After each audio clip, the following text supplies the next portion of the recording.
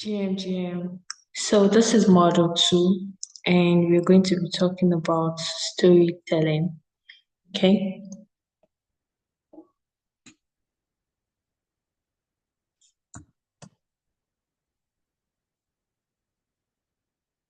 So how did I discover storytelling? Then I'm going to talk about storytelling versus story selling because there's a difference. All right. So when was it 2 or 3 years ago? I started as an affiliate marketer. So I got a 60,000 naira course that had a lot of resources in it. I'm talking lead generation, offer creation, sales closing, and whatnot. And I was supposed to, you know how affiliate marketing is, where I was supposed to sell other products. And I just did not know how to sell it. And from other people that I studied, they use testimonials most of the time. They use testimonials and like their lifestyle in influencer marketing to sell their own courses, to get sales. And I didn't have that. And I did not like the fact that I would have to pick another person's testimonial to sell my own product. It didn't make sense to me. So I was like, okay, I'm done. I'm done with affiliate marketing and all. Then one day then I had a Twitter account, right? Then I went to the lab and acid almost spilled on one of my colleagues. And I was like, thank God she was wearing a lab coat because if she had not worn a lab coat at that point, the acid would have poured on her skin and we would have had another story entirely. It's like, what if I am a vendor and I'm selling lab equipment and I can just write this story. I can just narrate the story and say, oh, this is why you should have a lab coat. This is why you should buy a lab coat, right? To avoid accidents like this. I was like, ego, that's a good one. So I I decided to write the whole story on Twitter and I was like, okay, this is good. Then I named it storytelling. At that point, I did not know there was something called storytelling, right? So when I began to do my research and all, that was when I discovered that it was a real thing. It was an actual thing. I wasn't the one who brought it up, right? And then I was able to discover some storytellers like Alex Catoni and a particular woman on LinkedIn. I've forgotten her name, and I had to follow them. But the way they were telling their stories was not how I really wanted it. Alex Catoni is telling her own stories the way I want it, the way I envision how storytelling is. But I didn't really see other storytellers that were telling their stories the way I wanted it, right? And so I I began to tell my own story the way I want it, and I'm teaching other people who want to how to tell the stories, not just to tell stories, but also to sell. And that is what will bring us to storytelling versus story selling. So storytelling is for entertainment. Storytelling is when you're gisting your friend. Storytelling is the novel you read, the movies you watch. Okay, but story selling is for telling stories that sell. That means for every story you tell, the end product is to sell. All right. So let me just give you quick examples. An example of storytelling without purpose is here. The craziest thing happened to me today as I was grinding on Discord, trying to discover the latest project to pitch. I stumbled on a phishing link. Thank God I discovered it on time. Only God knows what would have happened. My wallet would have gotten drained entirely. The whole thing. That sounds like you're just in somewhere, right? That sounds like, oh, I'm after work. Let me just talk to my friend to unwind. But let me tell you how storytelling with purpose work. Okay. Yesterday, I decided to check out new projects that I could pitch my skills to. I discovered a particular project, but something felt different, and I was not comfortable. A lot of back and forth. I decided, I realized the project was fake. And if I had gone a bit further, I would have been scammed. Like, oh my gosh. I'm glad I discovered it on time. If not, my wallet would have been drained. And yo, I would have cried odd tears. It didn't happen by luck that I discovered this. I was able to discover this using the fish out boat.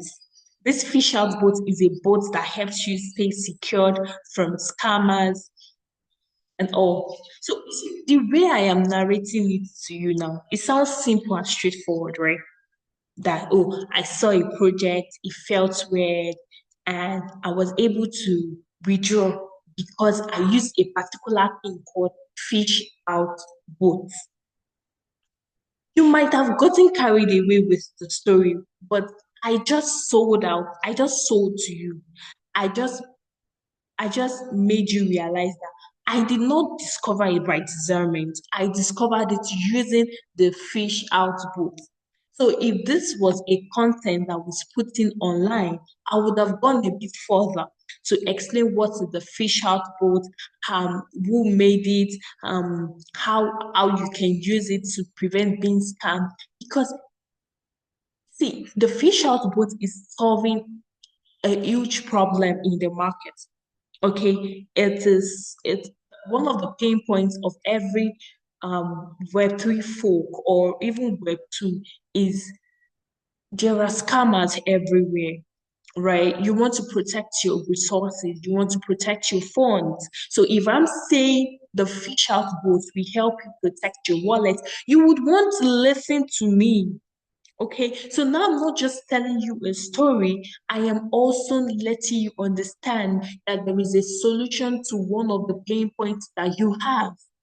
Okay, that's the difference between storytelling and story selling. That's the difference between telling a story without a purpose and telling stories with a purpose. Do you understand now? So the fish out boat. The fish out boat is a boat designed for Discord and Telegram. It scans and flags links that are suspicious.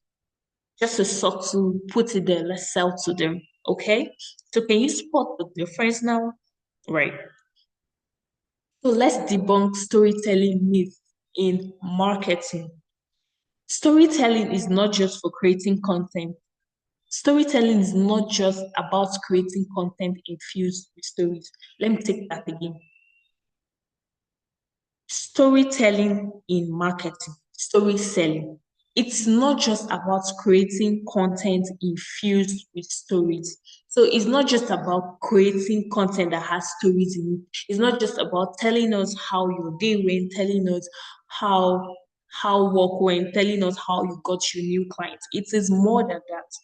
Instead, it is how you position yourself. It is how you behave, the way you communicate, the way you react to clients and handle feedback.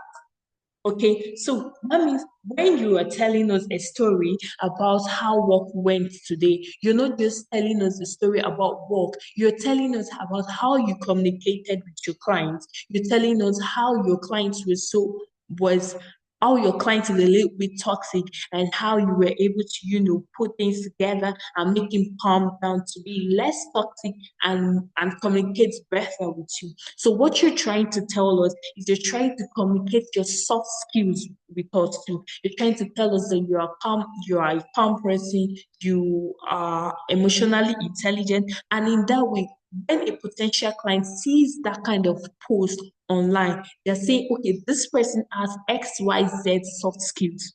Oh, are you getting me?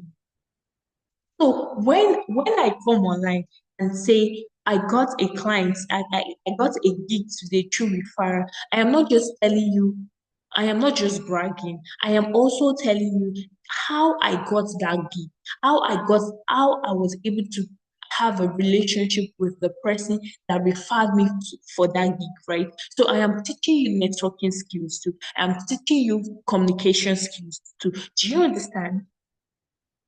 So your whole brand identity is related to story selling. I love to say this, storytelling is like, to be honest. Like every day you wake up, as long as once you get off your bed, you are telling a story. So I love to imagine it like this. Your life is like a whole book, and every day is like a chapter. right? It's like a chapter. Okay. So maxing things up and acting like who you are not online will ruin you faster than you think. To be honest, so you have to be as authentic as you can. Like whatever story you're telling online, make sure you are authentic. Authentic. Make sure you are not faking things. You are not lying because you can easily be caught. And even though they don't get you in the next 1 week, 1 month, 1 year, the long term consequence is that people will still catch you at the point, and when you're finally caught, people will not believe you. They will not love to associate associate associate themselves with you. Do you understand? Right. You can also story sell with visuals. So on WhatsApp, I am building an audience on WhatsApp. And one of the things I do is I post my pictures every day. And through posting my pictures every day, I've heard people come to me, I've gotten people who come to me and say, oh, because of you, I now take pictures of myself. Because of you, I'm more confident in myself now. I don't even say a lot, just my pictures, and they get the gist. Do you understand? So the kind of memes you post, the kind of visuals you post, it describe who you are as a person. Okay, if you're posting some things that are inappropriate, you'll be seen as an inappropriate person. Therefore, your brand will be tagged as a brand that is inappropriate. And when potential clients come to you, if they do not see the kind of values in your post, they're not going to reach out to you. Do you understand when I say your brand identity is storytelling as well? Okay. You do not need to write before you pass your information across. It can be through pictures, through memes. I've explained that, right? This is why, if you're intentional about building a solid personal brand, you have to take this seriously. You have to take this seriously. If you know you're not getting what I'm saying, go back to the video from the beginning and watch it and pay attention to it. Have your jotter beside you. Jot down the things that spark something in you because you need this. Okay. Make sure your values reflect in the kind of images and the memes you post. Even what you repost, do not repost something that do not align with your brand. Do not repost something that do not align with your values. Okay. So, on the final note, to be a great storyteller, it is a matter of garbage in, garbage out. It is what you know that you replicate. It is what is in your head that you replicate. It is what you see, what you feed your eyes on that you replicate. It is what you hear a lot that you replicate. What does that mean? You have to be a great storyteller. You have to study great storytellers, okay? And you have to practice as long as you can, as often as you can. Do not practice today and tomorrow you're like, I'm done, right? I talked about this in module one when I talked about mindset. If you want to get better, study storytellers, study marketers, study brand strategists. Okay, so this to be a great storyteller, it's not just limited to studying storytellers, study great marketers, brand strategies, and whatnot. You can have a list of them. One of my top storytellers again is Alex Catoni, and I have my friends too that I learned from. All right, so I'll see you in module 3. Bye.